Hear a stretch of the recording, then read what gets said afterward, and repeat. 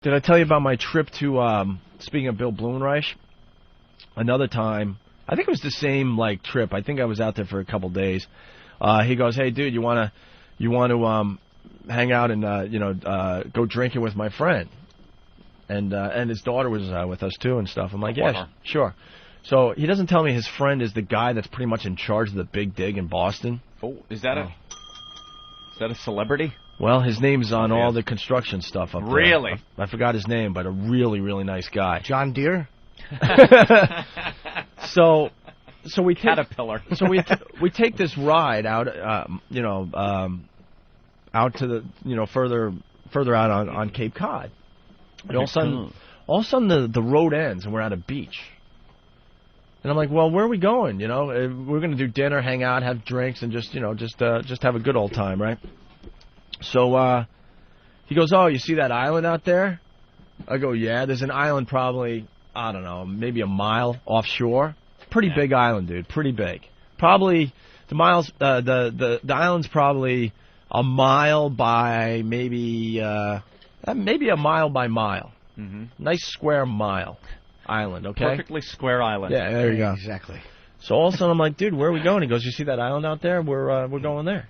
I'm like, really? He goes, yeah. And I go, well, how are we supposed to get there? He goes, you see that car? And at this point, I see a car on the island. I go, yeah. He goes, that's him. He's coming to pick us up. Really? Dude, I lived the James Bond movie. I'm like, get the F out of here, right? I see the car a mile away, comes down to the shore of its island, and then just pops in the water. He has one of those freaking... Oh, one of the boat cars? He has one of those boat cars. A boat car. And he chugs over to where we are, and all of a sudden just rides right up on the beach and goes, hey, nice to meet you. I heard a lot about you and Anthony. Used to listen to our show and everything, this guy. He's massively huge in Boston.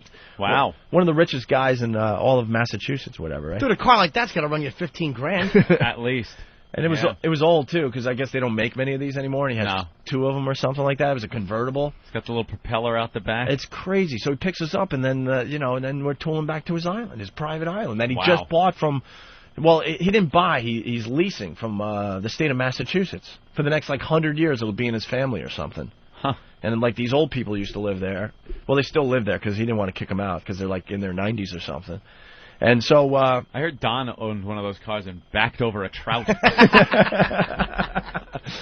So then we tool across the water onto this guy's private island. We're going to miss little Trouty. Right. And the island is the one market he's successful in. 1 mile by 1 mile. This guy has so much money. We get up on to the house that he was pretty much, just tearing down to build some kind of mansion or something.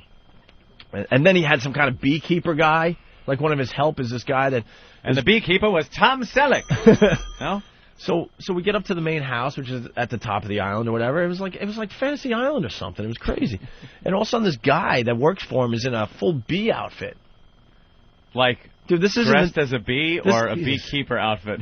Oh, yeah. He's in a bee outfit. Yeah, it really was crazy. It sounded like a Clay Shaw, David Ferry type of party. It was. He was dressed as a beekeeper.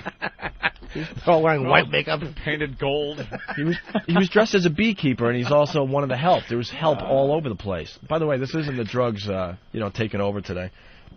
This all happened. So, all of a sudden, we're sitting around, and the beekeeper comes and gives this dude, wine that I guess we're going to drink. And these bottles were so freaking old, it wasn't even funny, right?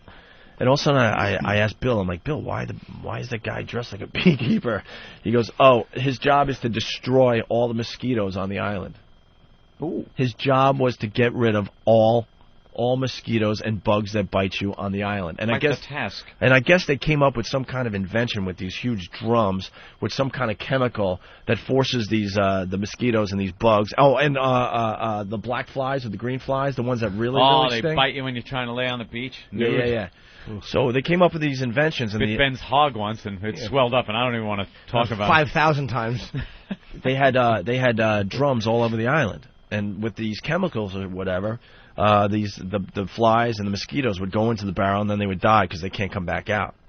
Aww. Fly goes into the barrel. Dude, the guy was showing me how many mosquitoes and flies these inventions were killing. It was unbelievable. It was unbelievable. He was attempting to eradicate all bug life on this island. I heard you actually tried to claim half credit for inventing that barrel with the chemical, and then he called up some hack journalist and said no, he had invented the bug-killing barrel. Is that true? Well, yeah, you got me now, bro. That sounds like a fun trip, though. I mean, looking at bugs with a guy in a horse cock, that sounds like a great time. Nude faggots with wine bottles running down the beach? No. Now you're confusing all the stories here. Blumenreich swinging his cock and killing bugs and deer and antelope. And then he had like flying cars. Then he takes me on a floating car, wasn't it? Yeah. Well, whatever. He takes me on a tour of the island. A bunch of us. It was a golf cart that sat like 6 or 7 people. It was like 3 rows. I've never seen a golf cart like that. A stretch golf cart? Yeah, with headlights and stuff. And and he made his own paths throughout the island that had like sawdust on it. And it was quite nice. And everywhere you looked were these barrels just killing mosquitoes and flies. And I gotta be honest with you, it's nighttime at this point, and we're not getting bit at all. So the beekeeper's doing his job. And then, why would a beekeeper be hired to kill mosquitoes? Well, he wasn't just. Oh, he was just wearing the so he wouldn't get stung. Outfit. Oh, yeah. So he wouldn't get stung, you know. And then he's showing me where he's gonna, put in a like a 3-hole golf course. I mean, it was just insane how much money this guy has. And then we go back to the house, and all of a sudden the wine is on the table, and the guy goes, "You like wine?" And I go, yeah, and Bill's like, yeah. Ooh. And all of a sudden he starts opening the bottle of wine, and the cork breaks or something. So he goes, damn it, I got to get another bottle opener or whatever. So at that point, you want to join me? His hot wife and the hot nannies were all over the place too. But that's another story. Was there any security on the island? There was, right? There seemed to be guys on the perimeter. Let's just put it that way. Walking the perimeter. I don't want to acknowledge that. It seemed like there was something going on there. Okay. It was a day I'll never forget. So then he goes into the kitchen, and Bill Blumenreich looks at me and gives me a look and goes, "Oh, my God." I'm like, "What?"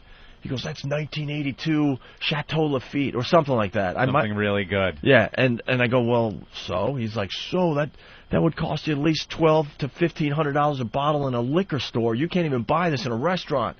I'm like, "Really?" He's like, and the label is falling off the thing. So the guy comes back, he finally opens the bottle, and you think it's a nice bottle of wine, right? You're going to enjoy it. It was the nicest glass of wine I've ever had in my life, and ever will, I guess. And we went through 2 bottles, and the guy whose house it is, he's just chugging it like it's a box of wine. Really? He doesn't even understand why this wine's so good. He just knows he's rich and he's going to drink really good wine. And then there was machine gun fire through the window of their bedroom. Comes out, the security guys are walking around. So where my wife sleeps, where Ben comes to play with his hog. So then we're just sitting out there in the middle of the island, looking over Cape Cod and the stars and stuff, drinking this crazy wine. And the guy's like a huge fan of the show, thought we were really funny when we were up in Boston, was bummed that we did what we did, and then it was time for dinner, and I don't know, he got his wife and the nannies, and then he made multiple trips back to the mainland in this boat, even though we were all hammered. In his boat car? In his boat car, to get back in our cars to go to a nice restaurant on Cape Cod. I never have these nights like this with bottles of wine and looking at the stars. And never. Doesn't happen. It was awesome, though. My nights are not like that either. My nights are spent hanging in a restaurant over a comedy cellar in the village with fucking awful Bob Kelly and trying to theorize on things, and I look for fucking prostitutes that have female genitalia. That's my evening. That's mine is point and click. That's me. Mouse in hand. Dude, no bottle of wine. No wine glass in my hand. It's a mouse. When we got fired, I just decided to be, I don't know, an adventurer. Adventurer. I was just wandering around the country.